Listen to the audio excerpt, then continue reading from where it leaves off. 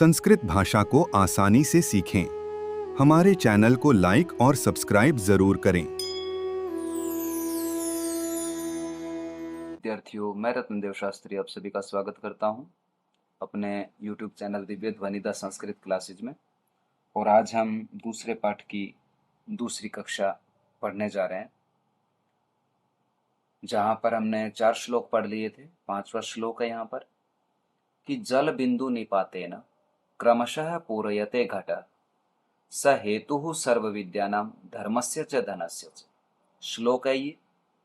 पदच्छेद मैं पिछली क्लास में बता चुका हूं कि सभी शब्दों को अलग अलग करके लिख देना पदच्छेद कहलाता है। अन्वय, जो कि मैंने पिछली क्लास में भी बताया था कि सही शब्द को सही स्थान पर रखना अन्वय कहलाता है। घटः क्रमशः जल बिंदु निपातेन पूर्यते सह हेतु सर्व विद्यानां धर्मस्य च धनस्य भवति। भावार्थ क्या है श्लोक का वो देखते हैं।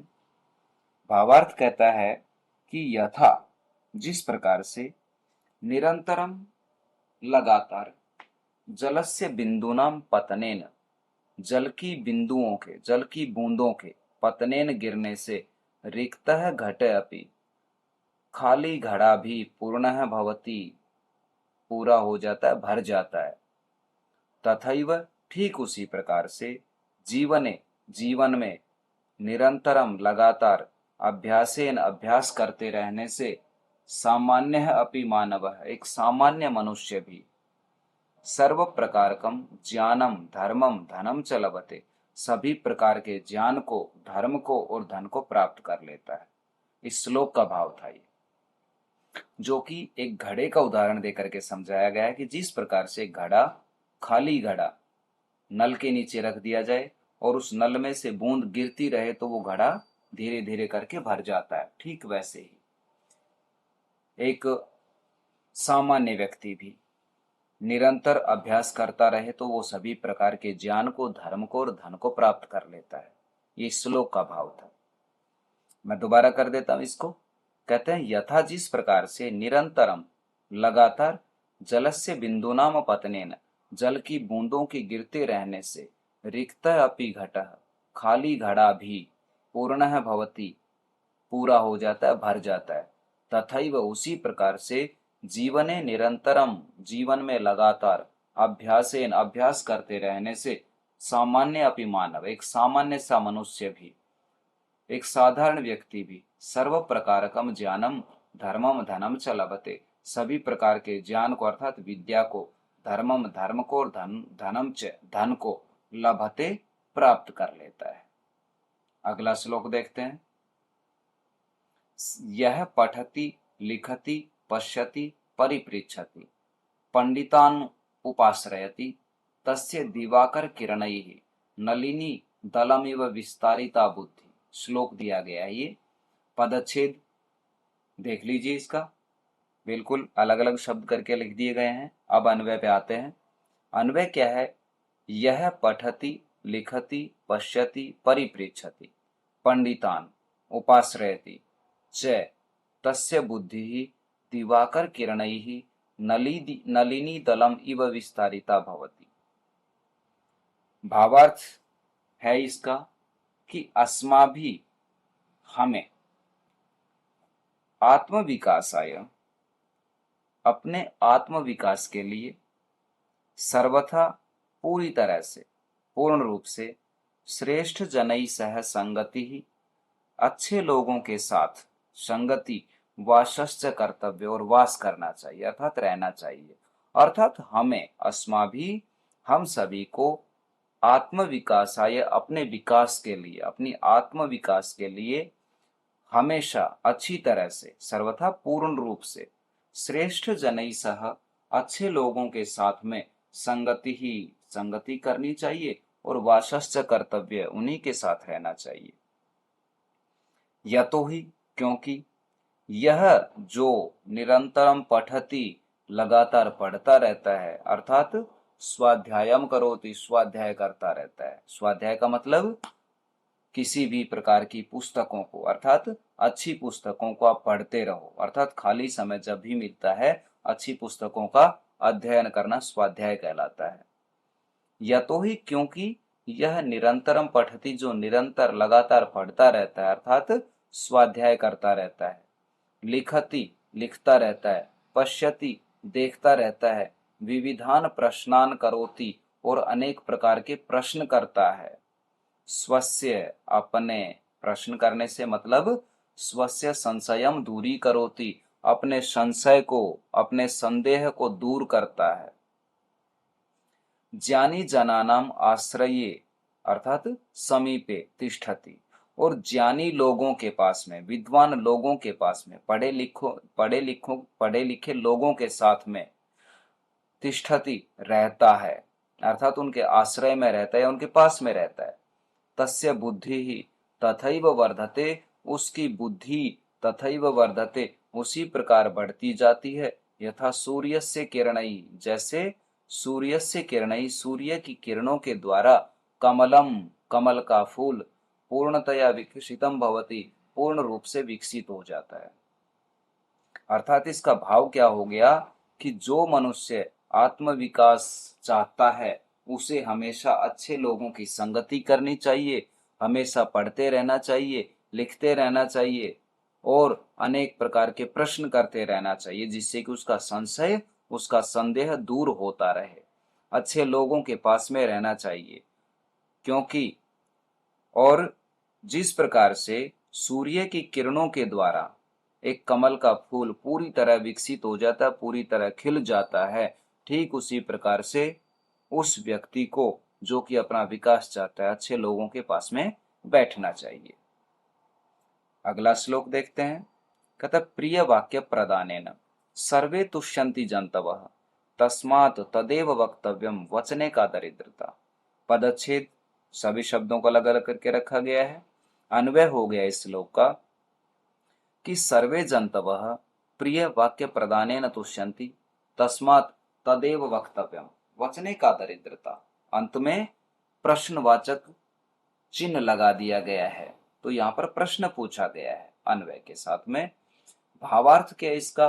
कहता है मधुर भाषणेन, मधुर बोलने से, मीठा बोलने से, प्रिय बोलने से।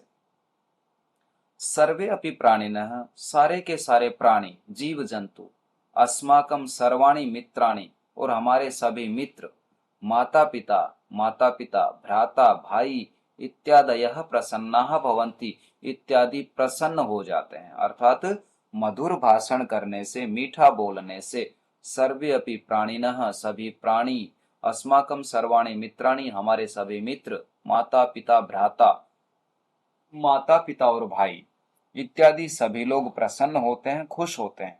तो मधुर भाषणेन कापि हानि न अस्ति, तो मधुर बोलने से, मीठा बोलने से, प्रिय बोलने से कयापि, कोई भी, कापि कोई भी, हानि ही न अस्ति, हानि नहीं है। अर्थात मधुर बोलने में किसी भी प्रकार की कोई हानि नहीं होती है।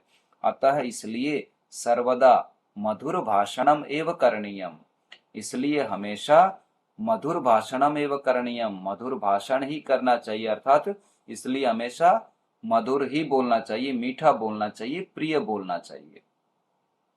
मधुर भाषणे कदापि संकोचः न करणीय, और मधुर भाषण करने में, मीठा बोलने में किसी भी प्रकार का कोई संकोच न करणीय, नहीं करना चाहिए। नेक्स्ट श्लोक है इसका। आलस्यम ही मनुष्याणाम शरीरस्थो महान रिपुः, नास्ति उद्यम समो बंधु, कृत्वा यम न अवसीदति। पदच्छेद पहले की तरह सभी शब्दों को अलग करके रखा गया है। अन्वय हो गया इस श्लोक का कि आलस्यम ही मनुष्याणाम शरीरस्थ महान रिपु अस्ति। अस्ति हमारे श्लोक में नहीं था, लेकिन मैंने पहले बताया था कि किसी वाक्य को पूरा करने के लिए हम उस वाक्य से संबंधित कोई भी शब्द रख देते हैं। उद्यम समय बंधु नास्ति, जनः यम उद्यमम कृत्वा न अवसीदति। इसका भावार्थ क्या होगा वो देखते हैं। कहते हैं कि भावार्थ आलस्यम एव मनुष्यस्य शरीरे विद्यमान महान शत्रु अस्ति, अर्थात एक आलस्य ही मनुष्यस्य शरीरे विद्यमान है, मनुष्य के शरीर में विद्यमान होते हुए, रहते हुए महान शत्रु अस्ति, सबसे बड़ा शत्रु होता है। अर्थात मनुष्यस्य शरीरे, मनुष्य के शरीर में विद्यमान, विद्यमान रहने वाला, आलस्यमेव, आलस्य ही महान शत्रु अस्ति, सबसे बड़ा शत्रु होता है। ततएव, और वही, अस्माकं कार्यस्य संपादने अवरोधकम भवति, और ततएव, वही, अर्थात किसके बारे में बात हो रही थी? आलस्य के बारे में। तो कहता है वही, अर्थात आलस्य ही, अस्माकं कार्यस्य संपादने, हमारे कार्य को संपादित करने में, अर्थात पूर्ण करने में, पूरा करने में, अर्थात हमारे किसी भी कार्य को पूरा करने में अवरोधकम भवति, बाधक होता है। अर्थात आलस्य ही हमारे किसी भी कार्य को पूरा करने में बाधक बनता है। परिश्रमः एव अस्माकं वास्तविकम मित्रम अस्ति, और परिश्रम ही अस्माकं, हमारा, वास्तविकम मित्रम अस्ति, एक वास्तविक सच्चा मित्र होता है। यह जो परिश्रमम करोति, जो परिश्रम करता है, सह कदापि दुखम न प्राप्नोति, वह कदापि, कभी भी, दुखम न प्राप्नोति, दुखी नहीं होता, दुखों को प्राप्त नहीं करता है। अर्थात आलस्य मनुष्य के शरीर का सबसे बड़ा शत्रु होता है, जो कि हमारे कार्यों को पूरा करने में सबसे बड़ा बाधक होता है। इसलिए मनुष्य को परिश्रम को मित्र बनाना चाहिए, और जो व्यक्ति हमेशा परिश्रम करता है, स कदापि दुखम न प्राप्नोति, वह कभी भी दुखी नहीं होता, दुख प्राप्त नहीं करता, अर्थात उसके जीवन में दुख नहीं आते हैं।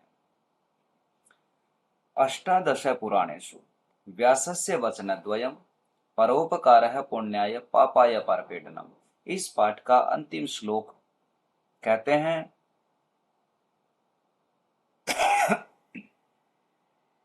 पदच्छेद अष्टादश पुराणेषु, ठीक वैसे ही सभी शब्दों को अलग करके रखा गया यहाँ पर।